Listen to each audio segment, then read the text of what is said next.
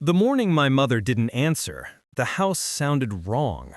Her bungalow had a way of speaking, floorboards with opinions, the gentle ping of cooling metal when the heater shut off, the whisper of pages turning in whatever novel she'd fallen asleep with on her chest.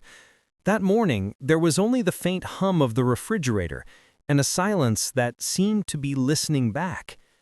"Mom?" I pushed through the screen door, keys still in my hand. The living room smelled like lemon cleaner and old paper, a scent that clung to the curtains and the spines of her books. Mug on the coffee table, a circle of tea dried to tan glass. Kindle face down like a bird with folded wings. Everything exactly as it should be, except the answering voice. "Mom!" Louder this time, as if volume could rewind a heart. Her bedroom door had always stuck in winter. It stuck now. I shoved my shoulder into it, and the wood sighed open. She was there, half turned toward the window as if the light had been talking to her. Her mouth was gently parted. No drama, no mess, only the profound insult of stillness. For a second, I believed she was doing that perfect, mischievous trick of sleep, holding so still you could swear a statue had learned to breathe. Then I touched her wrist. Her skin was cool. The world tilted, slow and irrevocable, like a ship beginning to capsize. I said her name a dozen times because names are supposed to be keys. They're supposed to unlock people when they drift too far. The paramedics were kind in a way that made me want to break the bedside lamp. "Likely in her sleep," one said, soft as dust. "Massive cardiac event." He said she hadn't suffered, as if suffering could be added or removed by policy, as if the word might be a sedative he could hand me in a paper cup. I nodded. I signed. I stood in my mother's little house and realized it had never belonged to me. Not even when I was 5 and the carpet was a field of Lego. It belonged to a woman named Donna Clark, who had made life look easy. The lists, the bills, the dinners, the Sundays. Now the house and the lists and the bills were mine, and nothing looked easy. The funeral was the size of her life, precise, contained, neat enough to close a drawer on. A handful of faces from the law firm where she'd been the reliable machine behind louder men. 2 neighbors who told me she brought in their mail when it rained. My girlfriend Melanie, who had never figured out how my mother could be so fiercely present and so politely distant at the same time. Everyone spoke of her kindness in practical units. Rides given, pies baked, forms filed. Words like steady and dependable clinked in the air. Polite coins dropped into a plate. I kept thinking, this cannot be the last chapter. People like my mother deserved an epilogue, a late bloom, a revelation, a paragraph where some hidden thing finally steps into light. But the program ended, the coffee cooled, and the chairs scraped. The world is not obligated to give you closure. A week later, I sat across from a lawyer who had eyebrows that met in the middle like a careful handshake. "Robert Park," he said, offering me a glass of water and a place to put my hands. "My mother didn't like complications. I'm hoping this is straightforward." "In structure, yes," he said, sliding a manila folder from a drawer. "In execution, there's an unusual condition." The room went very quiet, except for the clock behind him. Not a pretty clock, just an office clock that counted time as if it were tallying hours worked. He placed a sealed envelope on the desk, thick, cream-colored paper, my name on the front in my mother's neat cursive, the letters small from decades of being careful. She left explicit instructions. Inside, there's a photograph and a key. You are to find the man in the photograph and give him the key. Once that's done, I can release the remainder of the inheritance. I stared at him. This is a joke. My mother color-coded her grocery lists. She did not set up scavenger hunts from beyond the grave. "Not a scavenger hunt," Park said gently. "A delivery. She revised this will annually. The instruction remained. What happens if I don't do it? The house transfers to you regardless, along with liquid savings. But there is a secondary account and additional assets in a safe deposit box. Those are contingent. What additional assets? He spread his hands. I don't know. She didn't disclose the contents. Back in my car, the envelope rode shotgun like a small animal. I held it all the way home. I cut it open with the care you reserve for something that could explode.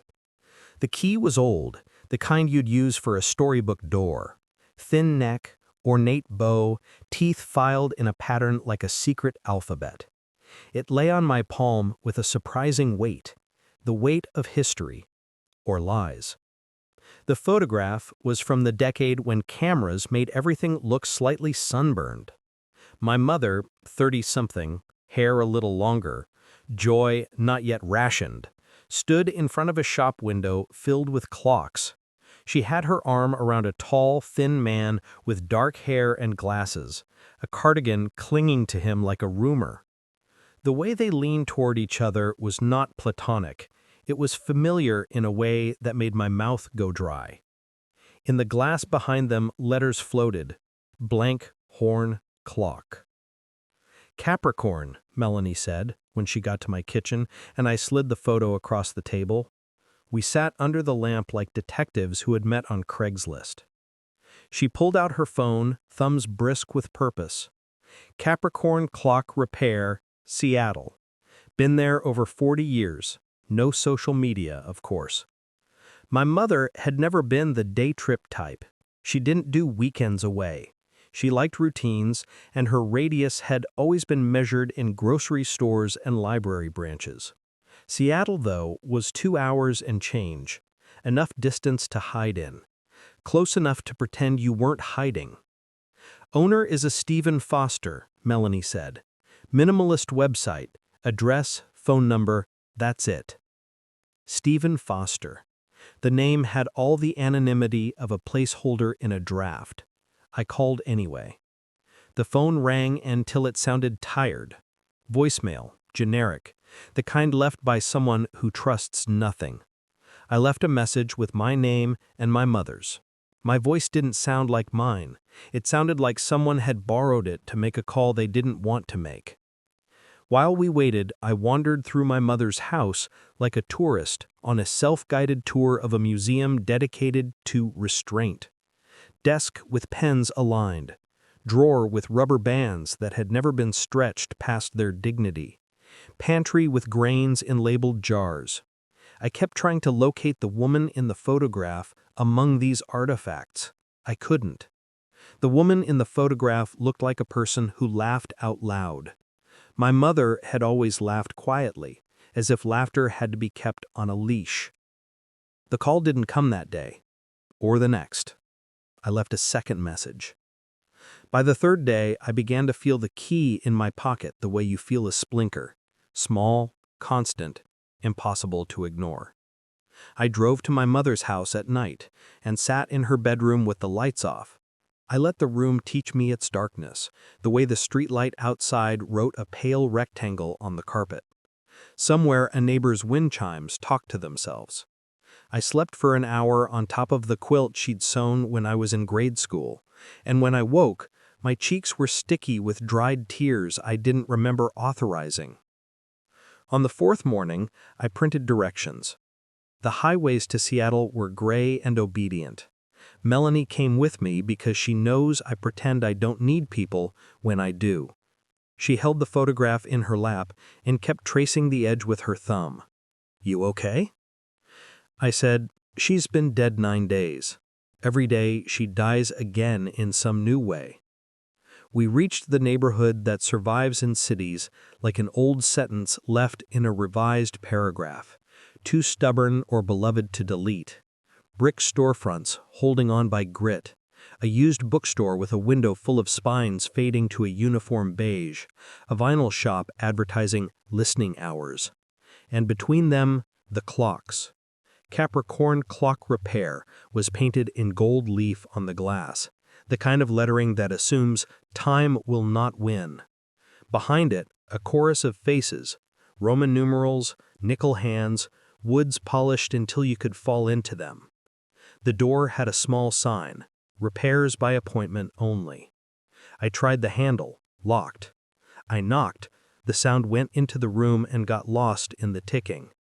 I was about to knock again when a voice from inside said, not unkindly, "We're closed." I leaned close to the glass. "Mr. Foster, I need to talk to you about Donna Clark." Silence. A pause long enough for a life to shift. Locks turned, one by one. The door opened a careful width. He looked older than the man in the photograph because of course he was. Thin, the gray of his hair not quite surrendering to age. The cardigan had been traded for a black work apron dusted with brass filings. His eyes, behind tortoise-shell frames, did something I didn't expect. They broke. "Donna Clark," he repeated, tasting the name like it might burn. "What about her?" I said, "I'm her mother. She died 2 weeks ago." He put one hand to the doorframe. His knuckles went white. For a moment, I thought he might fold to the floor like a marionette whose strings had been cut. Instead, he opened the door the rest of the way. "Come in."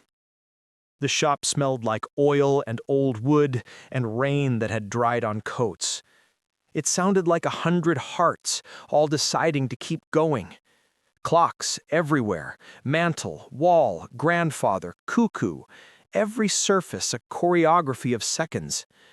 The air felt dense with other people's time. He led me through a maze of ticking into a small back room that had the chaos of a mind at work. Papers in dignified stacks, diagrams pinned with thumbtacks, a mug ringed in brown parentheses. He cleared a chair with the briskness of habit and motioned me to sit. Then he sat behind the desk and clasped his hands like a man preparing to pray or confess. "I should have visited her," he said. "Not to me, not yet. To the buzzing light, to the old wood. She wouldn't allow it. 'Separate, Stephen,' she'd say. 'We keep things separate.' And I obeyed." "How did you know my mother?" My voice felt too loud for the room. He looked at me properly then, as if the question had finally introduced us. "She never told you about me." I shook my head. He reached for the photograph as if it might run. He studied it with a tenderness that made my throat ache. "We took this the day we celebrated her first novel," he murmured. "She made me promise not to make a fuss." His eyes flicked up to mine. "Did she send you with a key?" The key was already in my hand. It had been warming there the whole drive, like a small animal, like something alive. "Yes," I said. "She did." He exhaled, and something in his shoulders let go. He stood. "Then it's time," he said, and the words carried the gravity of a bell tolling the hour. "Time for what?" I asked, but he was already moving, back into the ocean of clocks, the key light in my palm and heavy as a verdict. The shop swallowed me whole. Everywhere I looked, gears ticked and pulsed, each clock keeping its own heartbeat. The air shimmered with their rhythm, like time itself was breathing. Stephen Foster moved between them with the precision of someone who understood the language of seconds. He led me to a massive grandfather clock in the far corner. Dark walnut, carved vines along its frame, face cracked with age, but still immaculate. "She said one day you'd come," he murmured, brushing dust off the brass pendulum. "That you'd bring the key." My chest tightened. "You mean she planned this?" "Planned it?" He gave a soft, broken laugh. "Your mother planned everything, Henry. Down to the silence." He reached toward me. I placed the key in his palm, cold against his skin. He held it for a moment, staring at the ornate teeth like a relic of the past. Then, without another word, he knelt before the clock. At its base, Half hidden beneath the carved molding was a small brass keyhole I hadn't noticed before. Stephen slid the key in. The mechanism resisted, then gave with a tired click. A hiss of old air escaped, and the lower panel creaked open like a mouth confessing. Inside was a compartment lined with faded velvet. He reached in carefully and drew out a thick leather portfolio tied with ribbon. Beneath it, a bundle of yellowed envelopes, their corners curled from time. My name wasn't on them, but my mother's handwriting was unmistakable. He handed me the portfolio with both hands like something sacred. This is her truth. I untied the ribbon. The smell of old paper and ink hit me, dense and familiar. Inside were typed pages, neat and uniform. A title centered on the first sheet. The Woman Who Hid, by M. Hicks. The name hit me like a sound I recognized but couldn't place. M. Hicks, I said, frowning. That's a famous author. The one who wrote The Distance Between Stars. Mom had that book. She loved it. Stephen's lips pressed into a trembling smile. She didn't just love it, Henry. She wrote it. The world tilted. What are you talking about? He leaned against the clock as if he suddenly needed help standing. Your mother was M. Hicks. Every book, every story, for 26 years, she wrote under that name. My mind refused the words. No, she worked at a law firm. She never... She wrote every night, he interrupted softly, while you slept, while the world thought she was an assistant filing other people's papers. She was writing stories that changed lives. 12 novels, all under that pseudonym.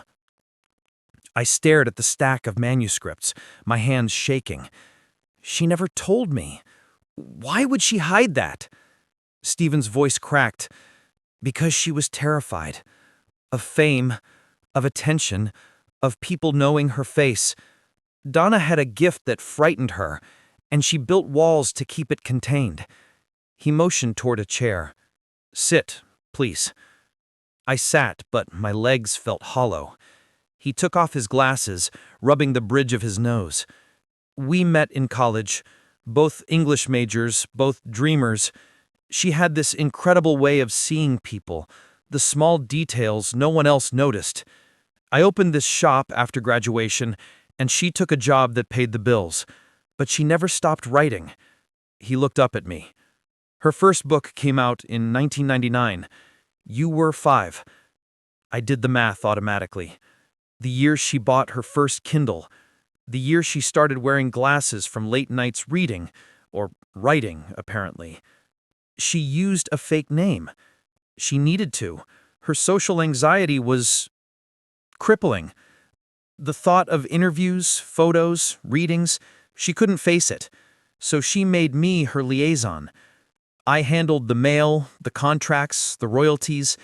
Every month I'd meet her for lunch, she'd hand me manuscripts, and I'd deliver them to her publisher. You were her secret partner. I suppose I was, but only in words. We loved each other once, long ago, but she chose solitude. Said she couldn't give her heart and her stories to the world at the same time.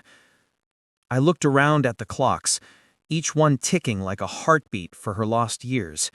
So, all this time, my mother was living 2 lives. Yes, he said, one for the world and one for herself. I turned back to the portfolio, running my fingers over the title page. The Woman Who Hid. The irony made my throat ache. Is this her last book? It is. Her final manuscript. Stephen nodded toward the top envelope in the compartment. And that letter is for you. I lifted the envelope. My name was written in her familiar, careful script. I hesitated. She wanted you to have it only after finding me, Stephen said gently. She trusted you'd know what to do. I couldn't open it yet. The paper trembled in my hands. She could have told me. She had years. Why wait until... The word death lodged in my throat. Stephen gave a sad, knowing smile. Because for her, being seen was harder than dying. The clocks around us seemed to answer with 100 tiny affirmations, each second nodding toward the truth she'd kept. I pressed the envelope against my chest, as if it could still be warm from her hands. "What now?" I whispered. "Now," Stephen said quietly, "you learn who your mother really was." We spent the rest of that afternoon in the clock shop, opening drawers full of contracts, photos, old drafts. Her publisher's letters praised Merle as a literary genius. Awards she'd refused to attend. Checks she'd never cashed. The secret wealth of a woman who lived modestly on purpose, hiding even her success. As the sun sank behind the Seattle skyline, the clocks began to chime, one after another, a haunting chorus of hours passing. Stephen stood beside the great-grandfather clock, his eyes wet. She was brilliant, Henry. But more than that, she was brave, in her own quiet way. Every page she wrote was a battle against fear. I looked down at the key still in the lock, the same key I'd brought. "She used it to open her truth," I said softly. "No," Stephen corrected, his voice breaking. "She gave it to you so you could." Outside, the rain began again, soft, persistent, like the sound of time slipping away. The letter trembled in my hands as though it remembered her touch. It was sealed with a small circle of wax, deep red, unbroken, the kind of old-fashioned detail my mother would have adored. The sight of it broke me in a quiet way. She'd written this knowing she would never see my face when I read it. Every line of her handwriting was a ghost reaching out. I slid my thumb beneath the seal and unfolded the pages. The paper smelled faintly of lavender, her scent, woven into the ink. "My dearest Henry, if you are reading this, it means I am gone. And Stephen has given you the key to the truth I was too afraid to tell you while I was alive." The words blurred before my eyes. I blinked hard and kept reading. "I need you to understand something before anything else. I never lied to hurt you. I lied because I was afraid. Of fame. Of failure. Of being seen too closely. I spent my life terrified of eyes on me. Even love frightened me, because to be loved is to be known. And I never truly let myself be known." I heard her voice as I read, soft, practical, slightly amused even when she was serious. It was unbearable. "I wrote stories because they were the only place I could breathe. Every fear I couldn't say out loud I turned into fiction. Every piece of courage I didn't have, I gave to my characters. You have probably read my books without realizing they were all about you." Stephen was silent beside me. The clocks around us ticked like 100 witnesses. When I became Merle Hicks, I felt safe for the first time. Behind that name, I could be everything I wasn't brave enough to be in real life.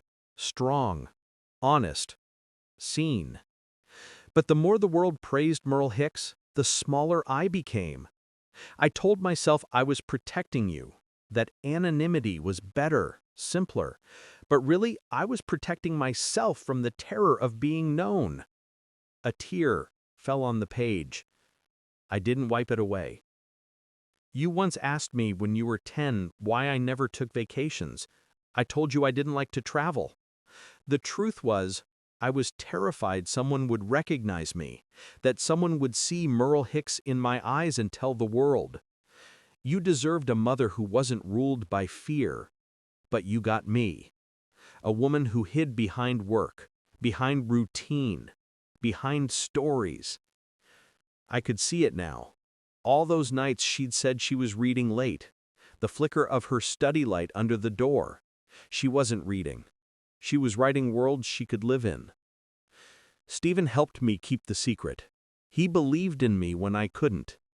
He made sure I was paid fairly, that my words reached people. But he always told me this day would come. That secrets, no matter how carefully built, collapse eventually. He was right. The next page shook between my fingers. The money from my books, more than you'd imagine, is yours now. But that isn't the inheritance that matters.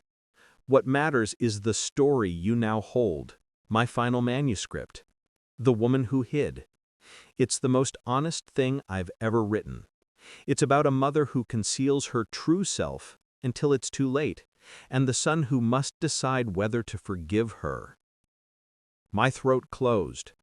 I had to stop reading for a moment. The air in the room felt too thick to breathe. I want you to publish it under my real name, Donna Clark. No pseudonym, no mask. Let the world finally see who Merle Hicks really was. A frightened woman who wrote her truth in secret, and a mother who loved her son more than her own safety. The next lines were trembling, the ink slightly darker where the pen must have paused, maybe over tears. I am sorry, Henry. Sorry I didn't tell you when I had the chance. Sorry that you have to carry both my name and my silence. But I need you to know this. Every book I wrote was for you. Every story was a letter I couldn't send. I read the final paragraph twice, then a third time. You were the only thing I was never afraid of. Everything else in my life, writing, people, attention, even joy, scared me. But you never did. You were my proof that love could exist quietly, without performance. If I leave you anything, let it be courage. To live in the open, to be seen, to speak your truth without hiding behind any name but your own. I love you more than words ever allowed me to say. Always, Mom. By the end, I was crying so hard I couldn't see. The words melted into each other. Stephen reached out and rested a hand on my shoulder, the gesture of a man who knew the weight of silence too well. She meant every word, he said softly. Your mother was terrified of being known, but she adored you. You were the one part of her life that wasn't pretend. I pressed the pages against my heart. She lived her whole life afraid, and now she's asking me to be brave for her. Stephen nodded. That's what this was about. The key, the journey, the letter. She wanted you to open the last locked door, the one she never could. I stayed in that shop until the evening light turned the windows gold. We spread her manuscripts across the table, pages upon pages filled with her voice. I could see her in every line, her humor, her gentleness, her sadness. For the first time, I realized how much of her had been right in front of me, disguised as fiction. When I finally left, the portfolio and letter in my arms, the city had gone quiet under a soft drizzle. I stood by my car and looked up at the gray Seattle sky. Somewhere, beneath those clouds, was the woman I'd thought I'd known, and the one I'd just met. They were the same person. I just hadn't been looking closely enough. I whispered into the rain. I see you now, Mom. The clocks inside the shop struck 6, all at once. A chorus of time moving forward, carrying her voice with it. 6 months later, the name Donna Clark was everywhere. Bookstore windows, literary podcasts, magazine covers. For decades, the world had loved M. Hicks, the mysterious author who refused to be seen, and now, finally, she had a face. My mother's face. The reveal had detonated across the literary world like a quiet bomb. Articles called it the most shocking unmasking in modern publishing. Readers who'd spent years speculating about Hicks's identity discovered she wasn't a reclusive Manhattan intellectual or a British professor. She was a single mother from Oregon who'd worked as an executive assistant, paid her bills, raised her son, and written 12 novels in the hours no one was watching. Her final manuscript, The Woman Who Hid, had come out under her real name. The cover was simple: white background, black serif font, and a single key printed in gold. It was everywhere, and I was the one who'd placed it there. The night before publication, I sat alone in her study. My study now. The soft hum of her desk lamp throwing light over her old laptop. The portfolio lay open beside it. I'd read the manuscript so many times I could quote entire paragraphs. Yet somehow it still reached inside me each time. The story wasn't just about a woman hiding behind a false name. It was about a son trying to forgive what he didn't understand. It was about us. Melanie stood in the doorway, her reflection caught in the glass of my mother's bookcase. She said, "You ready?" I nodded, but my voice failed. I clicked on send. The email went to the publisher, finalizing the release. The moment my mother's secret would stop being a secret. The next morning, the world knew who she was. The days that followed were a blur of interviews and phone calls, a storm of journalists wanting to understand how an anonymous literary legend had lived unnoticed for decades. Every conversation began the same way. "Were you angry?" they asked. I always paused before answering. I was for a while, but now I think she wasn't hiding from me, she was hiding from herself. Most nodded politely, but some understood. The kind of people who'd ever built walls to keep the world out recognized her immediately. The book tour wasn't mine, but I went anyway. I spoke for her. In Seattle, where her story had begun, I stood before a packed bookstore, 100 reavers clutching copies of The Woman Who Hid. Stephen was there, sitting quietly in the front row. Melanie held my hand beneath the table. I told them about my mother, not as a myth, not as the mysterious M. Hicks, but as the woman who made tea every evening and read before bed. I told them about her laugh, her fear, her light. She wasn't perfect, but her stories were how she tried to be brave. She couldn't face the world herself, so she built one out of words. And now, by sharing her truth, I think she's finally free. The crowd stood in silence. The kind of silence that feels like reverence, not absence. Then someone began to clap, and then everyone did. I looked down at the cover in my hands. The gold key gleamed under the lights. She'd given me that key. I understood now. It hadn't just opened a clock. It had opened her life. Afterward, I visited her grave. The grass was damp, and the wind carried the faintest scent of rain, her favorite kind of weather. I sat cross-legged beside the stone. The inscription had been updated. Donna Clark, 1967-2025. Loving mother and prestigious author. M. H. Hicks. I placed a single white lily against the stone and brushed the dirt from her name. "You were right," I whispered. "The truth did set you free." Stephen joined me a few minutes later, his gait slow, the years visible in his frame. He stood beside me, looking down at her name. "She'd be proud of you," he said quietly. "You did what she couldn't. You faced the world." "I don't know about proud," I said, smiling faintly, "but I hope she knows I understand her now. All of her." He nodded. That's all she ever wanted. The wind stirred the leaves. Somewhere nearby, a church bell chimed the hour, one steady note ringing through the mist. We stood there until the clouds broke open and light spilled across the grass.